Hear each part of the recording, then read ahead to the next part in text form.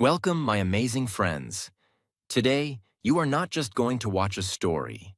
You're going to feel it, live it, learn from it, and grow with it.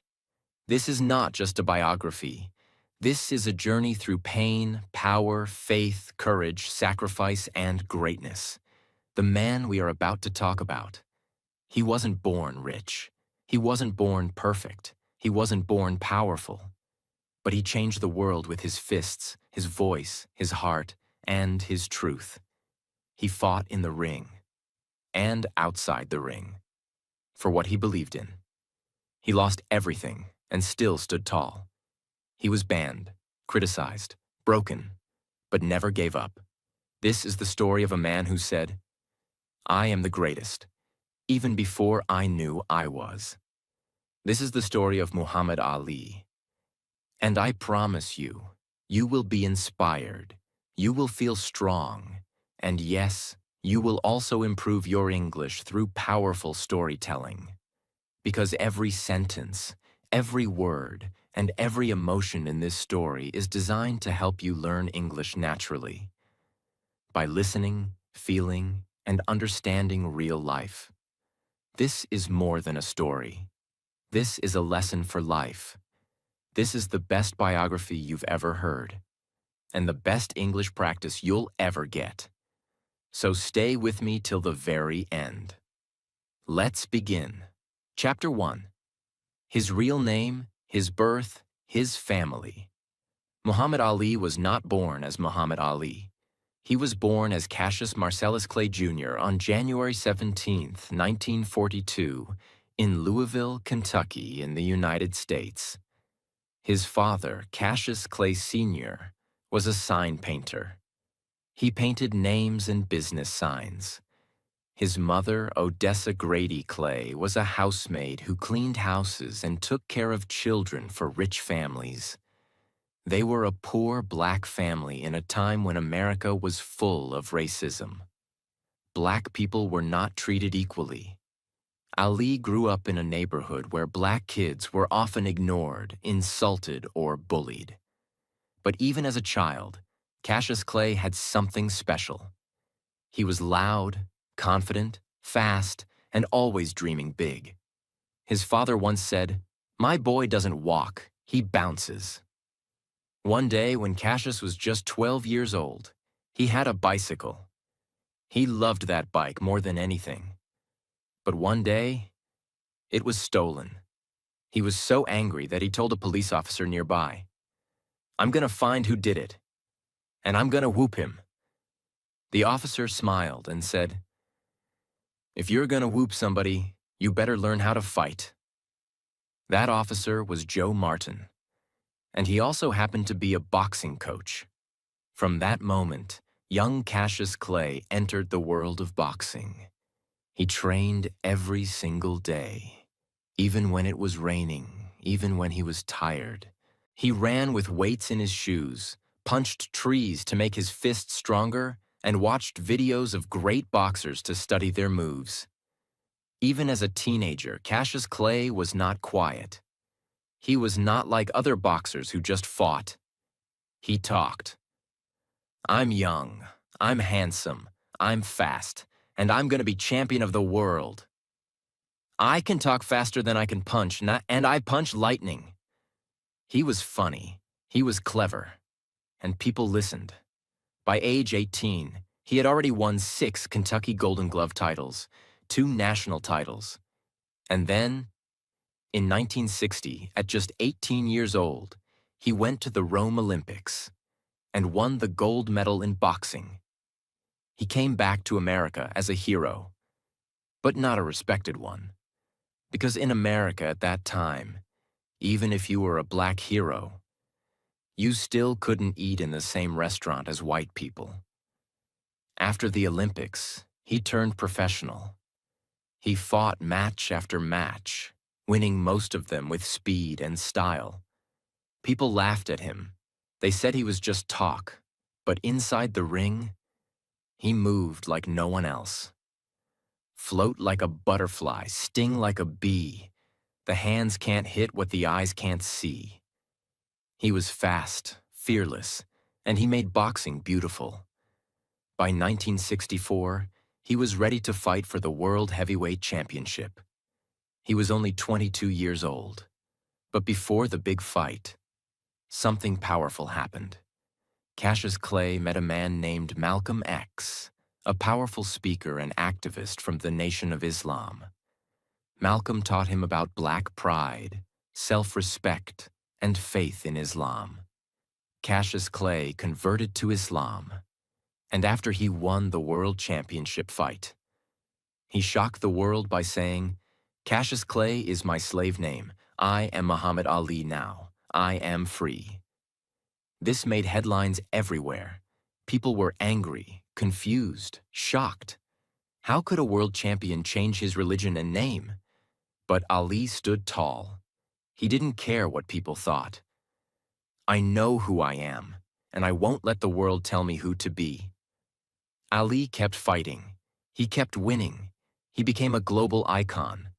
But inside, another fight was coming.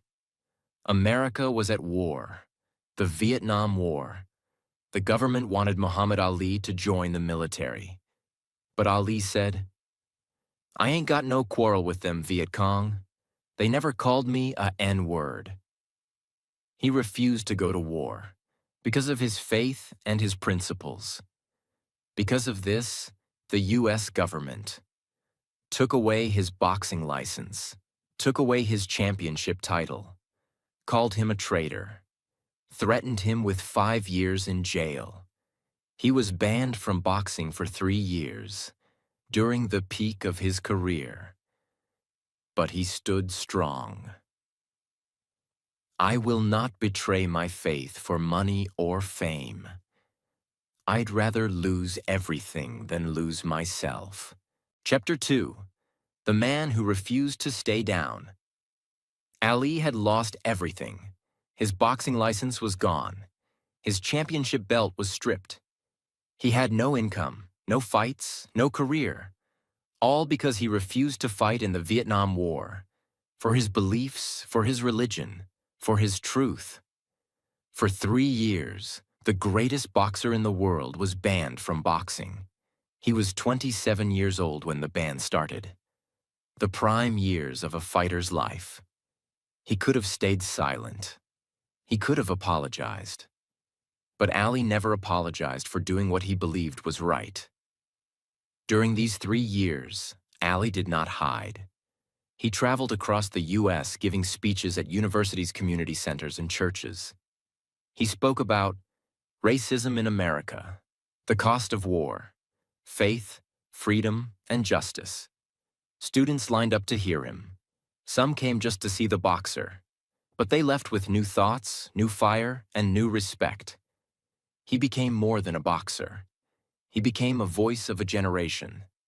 In 1970, after 3 long years of silence, Ali's boxing ban was finally lifted. His first comeback fight was against Jerry Quarry in Atlanta. Ali won. The crowd roared. The world watched. But this was just the warm-up. In 1971, the fight of the century was announced. Muhammad Ali versus Joe Frazier. 2 undefeated champions. 1 ring. The fight happened on March 8, 1971, at Madison Square Garden, New York. The world watched. Celebrities filled the seats. Reporters came from everywhere. Round after round, punch after punch. It was a brutal war. Ali danced. Frazier punched. Frazier's left hook was heavy, dangerous. Ali's speed was still there, but the years out of the ring had slowed him slightly. In round 15, Frazier landed a crushing blow. Ali fell. He got back up, but the judges gave the fight to Joe Frazier. Ali had lost, but the world didn't stop loving him, because he never gave up. Ali didn't stop. He kept training, fighting, pushing. He fought Ken Norton, who broke his jaw. Ali fought through the pain, but lost that fight too. Then, he won the rematch. Then he fought Frazier again, and won. Then another. Then another. He was getting stronger, smarter, wiser. He was not just a fighter. He was a warrior with experience. In 1974, Ali was given one more chance to fight for the world heavyweight title. But this time, it was against a new monster, George Foreman, younger, stronger, undefeated, and scary. The fight was set in Zaire, Africa, and it became known as the Rumble in the Jungle. Foreman was the heavy favorite. Even Ali's fans feared for him. But Ali had a plan. He called it the rope-a-dope strategy. Ali let Foreman punch him. Yes, he leaned on the ropes, protected his face, and let Foreman tire himself out. Round after round, Foreman hit him with everything. But Ali whispered, "Is that all you got, George?" By round 8, Foreman was exhausted. Ali exploded, a lightning combination, and Foreman was knocked out cold. Ali stood over him. The stadium shook. "I am still the greatest." At 32 years old, Muhammad Ali became world heavyweight champion again. After the Rumble in the Jungle, Ali became more than a boxer. He was now a symbol of hope, a global icon. He visited Africa, where people called him the true king.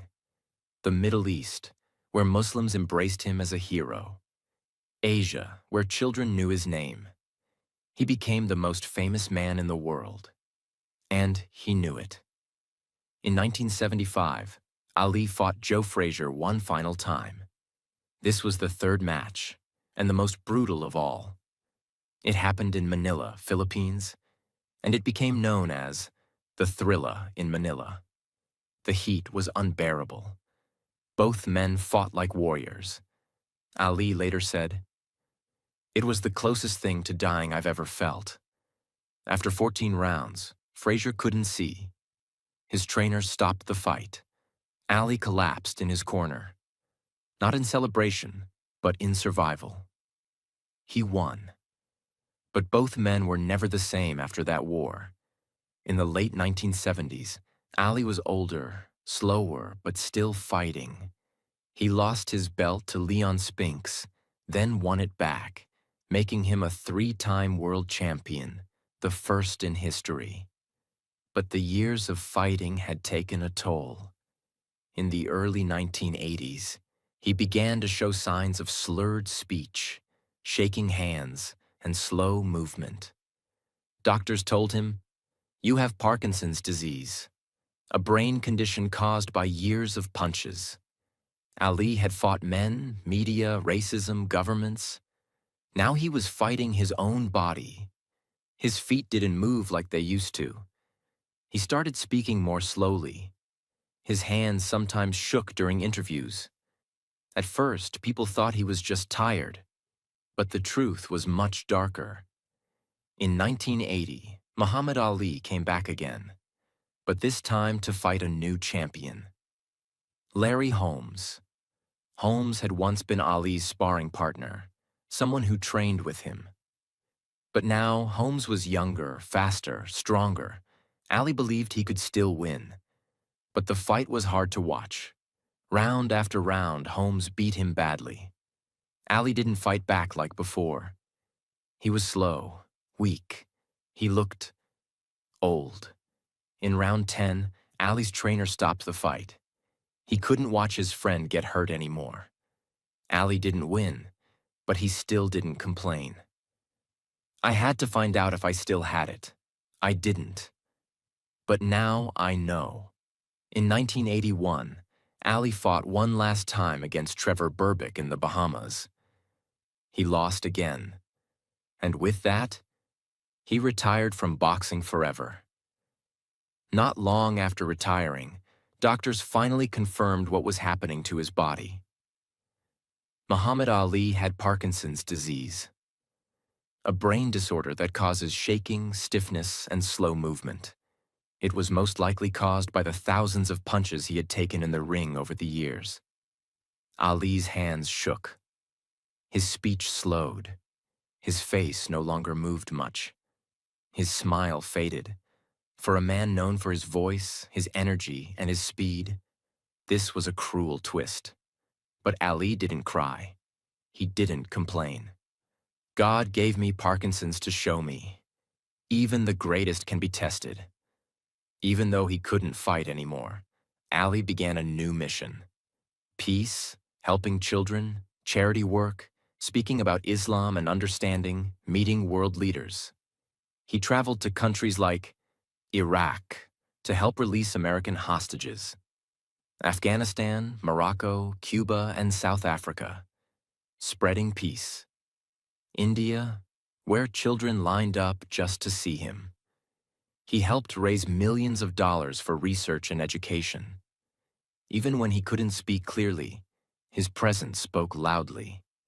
In the year 1996, the Olympic Games were held in Atlanta, Georgia. Billions of people were watching around the world. And then, a surprise. Muhammad Ali appeared, standing silently, holding the Olympic torch. His hands were shaking. His body moved slowly. But he stood tall. He lit the Olympic flame, the symbol of strength, spirit, and courage. The stadium went silent. Then it exploded with applause. People cried. People stood. Even those who didn't know boxing said, "That is what courage looks like." His family. Muhammad Ali was not just a champion. He was a father of 9 children. His most famous child was his daughter, Layla Ali, who also became a boxing champion. Undefeated in her career. He supported all his kids, even when he was sick. He attended their graduations, their weddings, their events.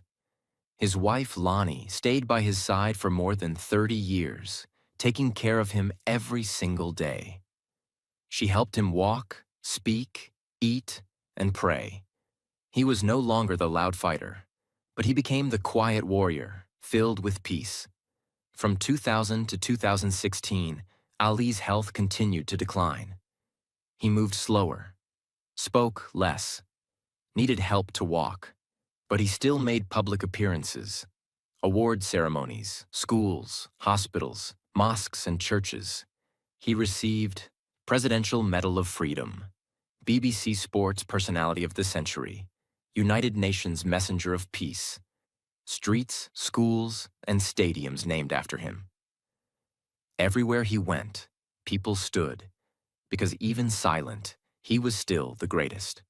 On June 3, 2016, the world got the news. Muhammad Ali had died, at age 74, in Phoenix, Arizona. He died from septic shock, a complication related to Parkinson's and other health issues. The news spread instantly across the globe. The world didn't just lose a boxer, it lost a voice for justice, a fighter for peace, a man of faith, courage, and love. Ali's funeral was held on June 10, 2016 in Louisville, Kentucky, his hometown. It was not a sad event. It was a celebration of his life. Over 100,000 people came to pay their respects. Millions watched online and on TV. World leaders, celebrities, sports legends, they all came. The coffin was carried through the streets of Louisville, and people lined up on every street.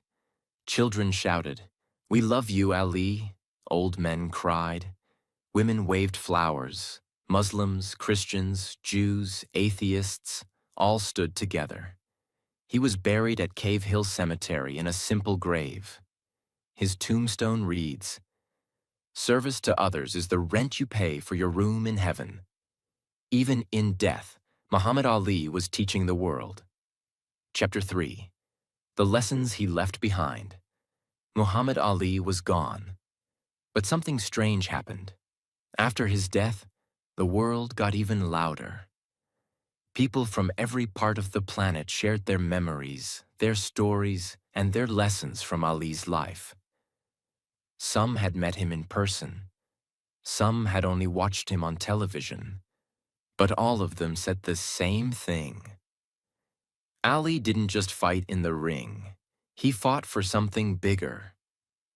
This part of the story is about everything the world learned from him. Not just about boxing, but about life, faith, courage, and what it means to be great. In his later years, when Ali could barely speak, he still traveled, but not for fame. He went to orphanages, children's hospitals, disaster zones, poor neighborhoods, and he never took a camera with him. He never posted it on TV. He didn't want attention. He just sat with the sick, prayed with families, and smiled at children, even though his hands were shaking and his voice was fading. One nurse in a hospital said, "He could barely speak, but when he smiled, the whole room felt healed." This was the side of Muhammad Ali the world didn't always see. The gentle, quiet, humble man who gave his time to strangers. Here are just a few real stories that people shared after Ali's death. In 1983, a man was threatening to jump from a building in Los Angeles. The police couldn't stop him. Ali saw the news on TV and said, "Let me talk to him." He flew to the building, climbed up to the man, sat next to him, and spoke softly. After 30 minutes, the man came down. Ali saved his life. In 1990, when Saddam Hussein had taken 15 American hostages in Iraq, Ali flew there by himself, even though he was very sick. He met Saddam Hussein in person. Ali didn't shout. He didn't threaten. He simply asked for peace and brought the hostages home. Ali would often visit homeless shelters without telling anyone. He would bring food, sit, talk, laugh. One man later said, "He made me feel like I was the world champion." These stories were not shown in newspapers. He didn't brag, because real kindness doesn't need attention. Ali was not just a fighter. He was a philosopher, a poet, and a truth speaker. Some of his most powerful quotes are still used in schools, speeches, and books. Here are a few with their deep meaning. He who is not courageous enough to take risks will accomplish nothing in life. Ali taught us, without risk, there is no reward. Service to others is the rent you pay for your room in heaven. He believed giving to others is the reason we are here. It isn't the mountains ahead to climb that wear you out. It's the pebble in your shoe. He meant that small problems inside us, fear, doubt, ego, can destroy us more than big challenges. I hated every minute of training. But I said, don't quit. Suffer now and live the rest of your life as a champion. That's what made him different. He trained through the pain because he believed in the result. Ali was proud to be a Muslim, but he never forced it on anyone. He didn't scream about religion. He lived it, quietly, deeply, and respectfully. He prayed 5 times a day. He read the Quran often, and he gave millions of dollars to Muslim charities around the world, especially to help orphans and disaster victims. He once said, "I am an American. I am a Muslim, and I'm proud of both." Even when people criticized him for his religion, he didn't fight back with hate. He simply showed through his character, kindness, and calmness what Islam meant to him. Ali believed young people had the power to change the world, but only if they knew who they were. Here's what he told young students. Don't copy the crowd. Don't let the TV tell you who you are. Don't be scared to speak your truth. He asked people to be proud of their race, be proud of their faith, help the poor, stay strong when they're laughed at, be brave, not loud, and always believe in their worth. He told one school, champions are not made in gyms. They are made from something deep inside them, a dream, a desire, a vision. After his death, the world didn't just say goodbye, it celebrated him. In England, children painted murals of Ali on school walls. In South Africa, people remembered how he had supported Nelson Mandela. In Indonesia, thousands gathered to pray for him in mosques. In the US, both Muslims and Christians joined together to honor him. His name became more than just a person. It became a symbol. Ali now means courage, dignity, kindness, strength, and truth. In the ring, Ali won 56 fights. He knocked out 37 opponents. He won Olympic gold, 3 heavyweight titles. But his greatest victory was not with his fists. It was with his belief when no one stood with him, his silence when his voice was stolen, his smile when pain filled his body, his peace when hate tried to touch him. He proved that you don't need to be loud to be strong, that you don't need to win every round to become a champion. Life lessons from Muhammad Ali. 1. Believe in yourself. Before anyone else does. When Muhammad Ali was young, people laughed at him. They said he was too skinny, too loud, too cocky. But he didn't care. He once said, "I am the greatest, even before I knew I was." That's confidence. That's self-belief. Lesson: don't wait for the world to believe in you. You believe first. Say it, train it, live it, and then become it. If you don't believe in yourself, why should anyone else? Second, stand for what's right, even if it costs everything. In 1967, the US government asked Ali to fight in the Vietnam War. He refused because of his religion and moral values. The result? He lost his heavyweight title. He was banned from boxing for 3 years. He faced jail. The media called him a traitor. He had no income, no fights, no support. But Ali said, "I'd rather lose everything than go against my faith." Lesson: if you truly believe something is wrong, don't do it. Even if it hurts. Even if the world turns against you. Because your values are more valuable than your success. 3. Train hard, even when you hate it. Ali once said, "I hated every minute of training, but I said, don't quit. Suffer now and live the rest of your life as a champion." When others were sleeping, he was running. When others were resting, he was punching. He trained like a madman because he saw the goal clearly. Lesson: success doesn't come from talent. It comes from doing the hard things, even when you don't feel like it.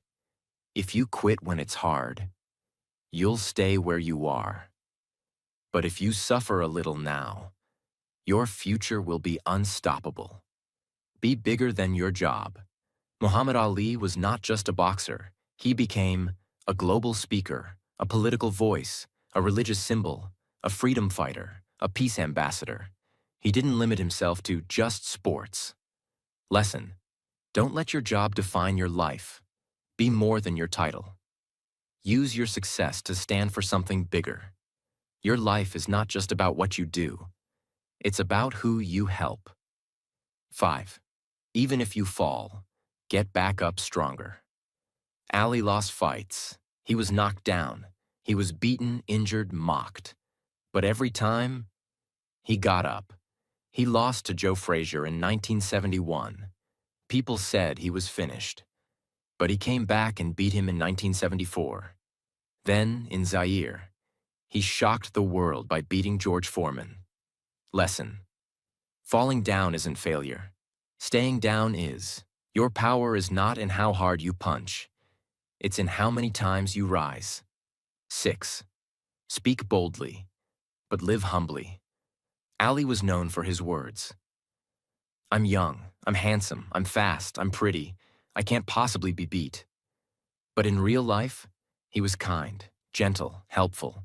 He visited hospitals, gave to the poor, stood for peace, even when no one was watching. Lesson: it's okay to speak with fire, but make sure your actions are full of grace. Talk big, if you must, but live even bigger in heart. 7. Use your voice for the voiceless. Ali didn't stay quiet about racism or injustice.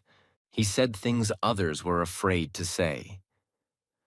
Why should they ask me to put on a uniform and go 10,000 miles from home to drop bombs on brown people when so-called Negro people in Louisville are treated like dogs? He didn't care about being liked. He cared about being right.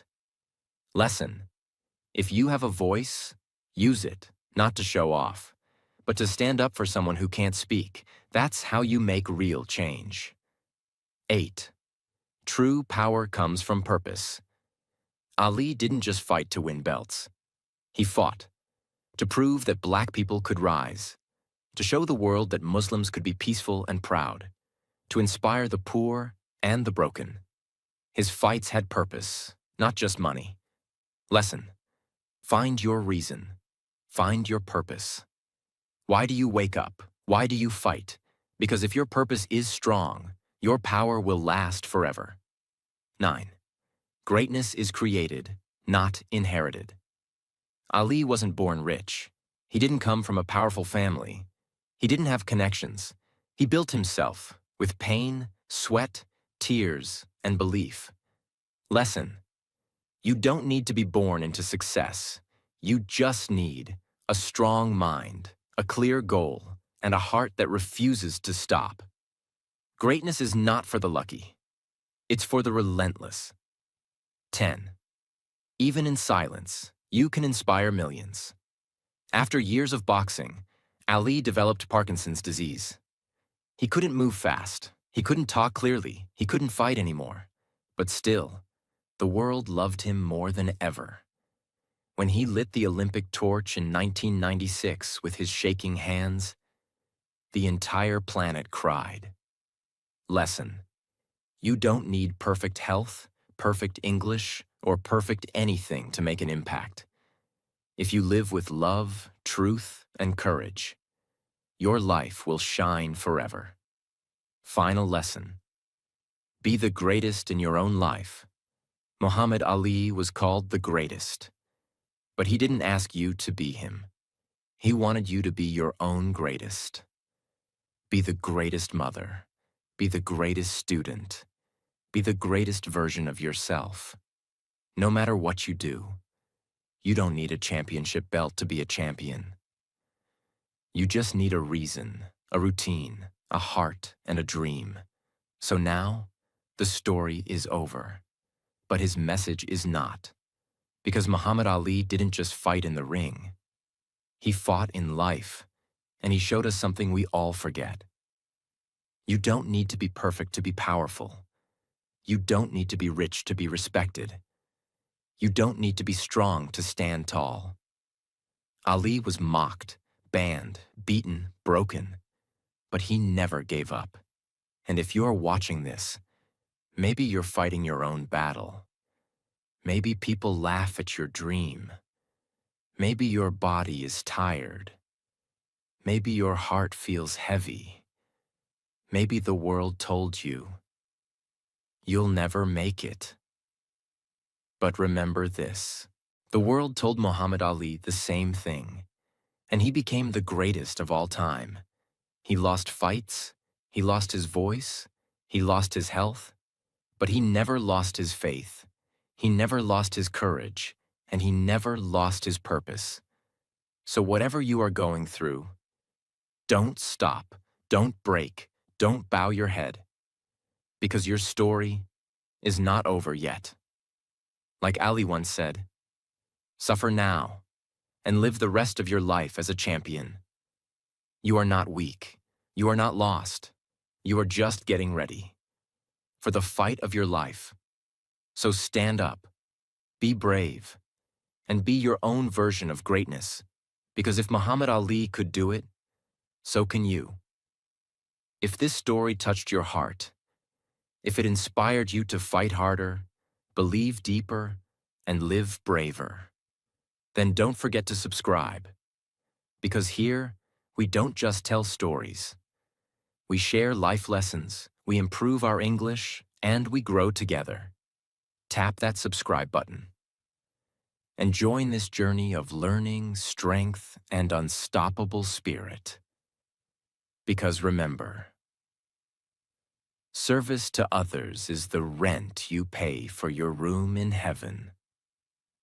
Let's keep serving, one story at a time.